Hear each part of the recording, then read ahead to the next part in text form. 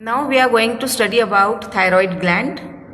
Diagram shows the exact position of thyroid gland. This thyroid, it is located in the region of neck. Here, this is the neck region. In the diagram, this position of larynx is there. So, below the larynx, this gland is situated. And this position of thyroid is ventral. See the diagram? Diagram shows this face region. So this side is ventral and this back side will be the dorsal. So thyroid is situated towards the ventral side. You can see that it is extended towards the sides also. So these are the lateral sides. We can say that thyroid is situated below the larynx. Situated below the larynx towards the ventral side. It extends towards the lateral side also. So it is ventrolateral in position. This thyroid, it extends up to the second tracheal ring to the fourth tracheal ring. This is the exact position of thyroid gland. Now we will see its morphology. What's the meaning of morphology? Morphology is the external structure of this gland. How it looks externally? Externally, it looks like letter H-shaped structure. So this is letter H-like structure having right lobe and left lobe. And these two lobes are joined together with the help of this connective tissue strip, which is called as isthmus. Then these lobes, this lobulated structure, right and left, they are covered by a covering which is called as capsule. So this is the front view of thyroid gland, which shows presence of right and left lobe. They are joined together by this connective tissue strip, which is called as isthmus, and it is covered by a connective tissue covering, which is called as capsule. Now we'll see the detailed structure, that is histological structure of this thyroid gland. See this thyroid gland morphology. Remember that it is the largest endocrine gland in the body. What is the position? Located in anterior region of neck, just below the larynx, and it is ventrolateral to trachea. From where it is originated? It is originated from endoderm of the embryo. It is one of the three germ layers. There are three germ layers: endoderm, ectoderm and mesoderm. So this is the endoderm, inner germ layer, from where this thyroid gland originated. Morphologically, it is a bilobed structure which is highly vascular, that means richly supplied with blood vessels. As I said in the diagram, we have seen two lobes are joined together by a connective tissue strip which is called as isthmus, which is present at second to fourth tracheal ring. Now we'll see its detailed structure, that is histological structure. This histological structure of the thyroid gland, it shows this follicle. This rounded structure is called as follicle. This is also a rounded structure called as follicles. So remember, these follicles are structural and functional unit of the thyroid gland. Structurally, thyroid gland is made up of these follicles, and function of secretion of hormone thyroxine, it is also due to this follicle. Hence, these follicles are structural and functional units of thyroid gland. See, in between these follicles, here this is one of the follicle, this is second follicle, third follicle. So in between these follicles here, in the connective tissue region, you can see some more cells are present. These cells which are present in the connective tissue region are called as parafollicular cells. Remember, these are parafollicular cells which are also called as C cells. Now once again we will see the structure from exterior to inner side. See here this capsule is shown. As I said that thyroid right and left lobe are covered by this covering of connective tissue called as capsule. Inner to capsule, this capsule is sent septas in between. These septas are visible. These are the septas. So this thyroid gland is divided into many lobules. Then this inside the material of this thyroid gland, these many follicles are seen. These follicles, this is the structure of single follicle. Here this basement membrane is there, and this basement membrane is internally lined by this cube-like epithelial cells, also called as cuboidal epithelial cells. And in the center you can see this structure. This lumen is there, and this lumen is filled with a colloid, which is a glycoprotein. Then in between these thyroid follicles you can see the spaces which are filled with connective tissue, and in this connective tissue you can see the cells. These cells are called as C cells or parafollicular cells. Okay, so remember that morphology can be asked for 2 marks, and this histological structure of thyroid gland can also be asked for 2 or for 3 marks. Okay, so it's an important part, histological structure of thyroid gland as well as morphological structure of thyroid gland. Now we are going to see about the structure of thyroid gland as seen under histological structure. We have seen the diagram first. Now see, external covering is of thin connective tissue covering, which is called as capsule. This capsule gives rise to septas.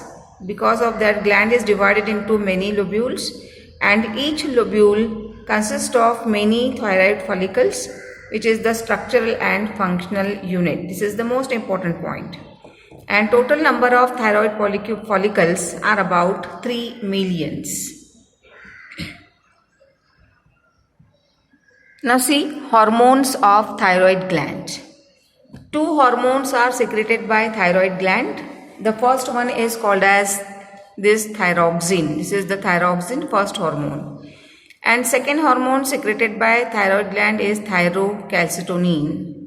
This thyroxine is secreted by thyroid follicles, which are the structural and functional unit. And thyrocalcitonin is secreted by parafollicular cells or by C cells. We'll see about the thyroxine first. It is iodinated derivative of amino acid tyrosine, and it is found in 2 forms, that is T3 and T4. T3 is triiodothyronine and T4 is tetraiodothyronine. See, this T3 is more active, that is taking part in the function of thyroid gland, in the function of thyroxine more actively. And T4 is more potent. What is the meaning of word potent? It is strong, it is more powerful. But T3 is found in large amount and takes part actively in its function. T4 is more powerful, but it is found in less amount. How this T3 and T4 are produced in the thyroid gland? We will see a diagram. Now see, this is the diagram where we can see the hormone T3 and T4 are formed. And as I said, this thyroid gland consists of one of the amino acid which is called as tyrosine. So amino acid tyrosine is formed, and this iodine from the blood is incorporated into the thyroid follicles. From this thyroid follicle, this iodine is get incorporated into amino acid tyrosine. You can see in the diagram, in here this is the tyrosine, and to this tyrosine these 3 iodine atoms are get attached, 1, 2 and 3, and it results in formation of this triiodothyronine, which is more active. See this second diagram, here this is middle structure, blue colored is tyrosine, and to that 1, 2, 3, 4 iodine atoms are get attached and it become T4. So triiodothyronine and tetraiodothyronine are formed. These are the 2 derivatives, these are the 2 forms of hormone thyroxine. And remember that thyroxine is iodinated derivative of amino acid tyrosine. Whenever it is required, it undergoes hydrolysis, and this T3 and T4 will be released into the surrounding for its function. What is the role of hormone thyroxine? It is the most important hormone performing various functions. Its first function is it maintains basal metabolic rate, which is also called as BMR, by increasing glucose oxidation and energy production. What is the meaning of basal metabolic rate? It is the rate of energy expenditure per unit time by exothermic animals at rest. So when the body is at rest, then the animals use the energy. The expenditure of energy takes place. So this expenditure of energy when the body is at rest at a particular time becomes basal metabolic rate, that is called as per unit time, that becomes the basal metabolic rate. So energy expenditure is there, that means it requires production of energy also, and this production of energy is because of glucose oxidation. As in the topic respiration we have studied that this glucose undergoes the process of oxidation. That means oxygen bring about oxidation of glucose, which results in production of energy in the form of ATP. So this production of energy is also called as calorogenic effect. So remember, main function of hormone thyroxine is to maintain basal metabolic rate, that is the rate of energy expenditure per unit time by exothermic animals, that means by warm-blooded animals. Second function is it controls protein synthesis. You already know that protein is required for growth of the body. So hormone thyroxine controls physical growth, development of gonads, means the reproductive organs, and mental faculties also. Next function is it also controls tissue differentiation and metamorphosis, mostly seen in case of amphibians. What's the meaning of tissue differentiation? So that it may lead to it leads to the formation of organs. What's the meaning of metamorphosis? Metamorphosis is change in form of the body. If you have seen the tadpole of frog consists of tail, but in case of adult frog, tail is not seen. So what happens? Metamorphosis takes place, and that because of that, tadpole is get converted into the adult form where tail is not seen. That means tail is used for development of the larval structure. Tissue which is present in the region of tail is utilized for the development of adult. That is called as metamorphosis, and this metamorphosis process is seen in case of amphibians. Next function which is performed by thyroid gland is it controls body weight, respiration rate, heart rate, and blood pressure with temperature and digestion also. What does it mean? Now see, these all the normal functions are there: maintaining body weight, respiration rate, heart rate, blood pressure, temperature, digestion, all. That means overall process of metabolism is maintained by this gland. Next function is it increases action of neurotransmitter, adrenaline and noradrenaline. I think you remember this adrenaline and noradrenaline are produced by sympathetic nervous system as well as by adrenal gland. So the action of these two, adrenaline and noradrenaline, is maintained by this thyroid hormone thyroxine. And if you remember, adrenaline is a hormone which works during emergency, and hence it is also called as fight or flight hormone. It also stimulates the organ for its normal functioning. Next function, it also supports production of red blood corpuscles, RBCs production. And last function, it maintains water and electrolyte balance. It also regulates reproductive cycles in females. So water and electrolyte balance, that means homeostasis of the body, so that amount of water required and amount of electrolyte balance will be maintained, as well as reproductive cycles in females, which is called as menstrual cycle, is also regulated by hormone thyroxine. Okay, so these are the important functions of hormone thyroxine. Overall metabolic processes are maintained by hormone thyroxine. We'll see the next part, which is deficiency or hyposecretion of hormone thyroxine. What's the meaning of word hyposecretion? It is less secretion.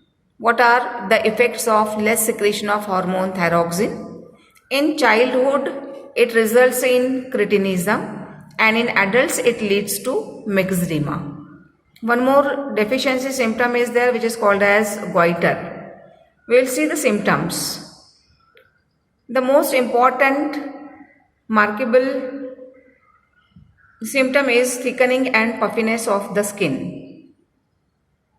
Puffiness means some skin looks like a puff, or some spongy skin is get formed, which is a primary symptom of deficiency of this thyroid hormone. Second one, BMR is low. As we have seen, it maintains basal metabolic rate. So if there is a deficiency of thyroid hormone will be there, BMR will be reduced. Mental faculties are maintained by the hormone thyroxine. Deficiency leads to mental dullness. There will be loss of memory and slow action will be shown. They show dry skin, thick tongue, prolonged neonatal jaundice, lethargy and constipation. What is jaundice? Jaundice is the yellowing of eye, skin and the body cavities.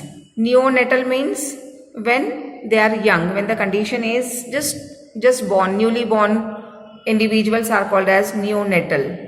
So this neonatal jaundice is also seen. That means body cavities, eyes and the skin which looks yellow.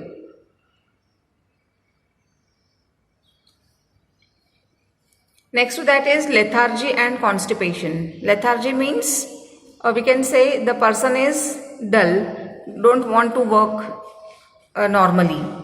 And constipation means reduction in frequency of the stool. This goiter, what is the meaning of goiter? The person having goiter, they show enlarged thyroid gland in the neck region. Swelling in the neck region is seen as the thyroid gland is get swollen.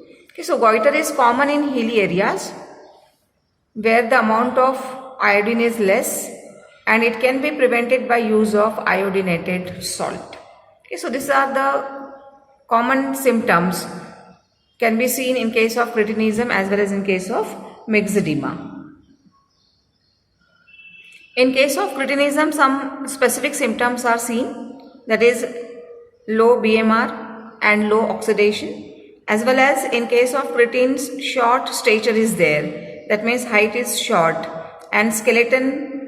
Why the short stature is seen? Because skeleton fails to grow properly. They show mental retardation also. What's the meaning of mental retardation?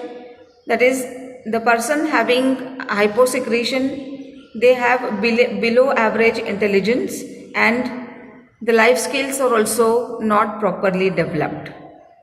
As well as delayed puberty is seen. Delayed puberty means the reproductive maturity which develops normally within the age of 13 to 16, that also not develop in that proper time.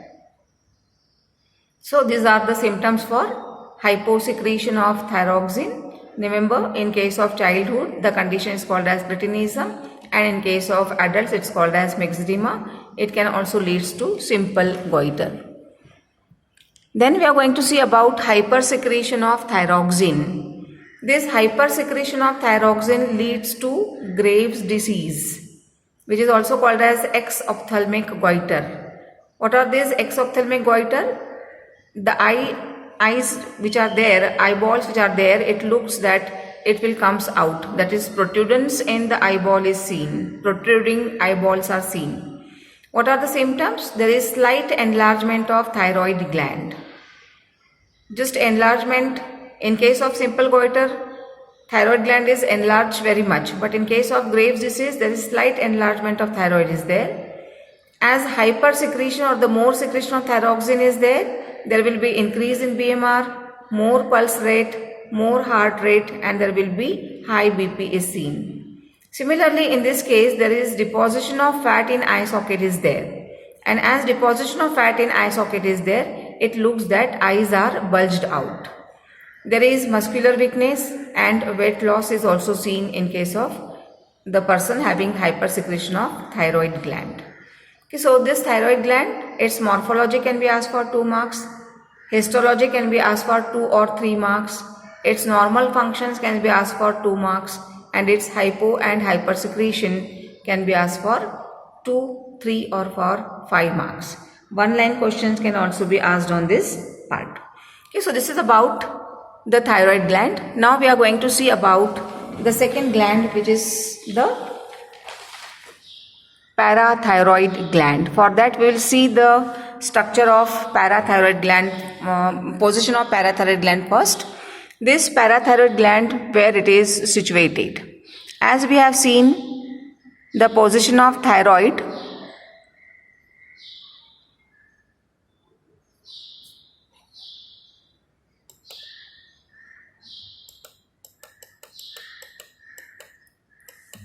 once again we will see the diagram showing position of thyroid.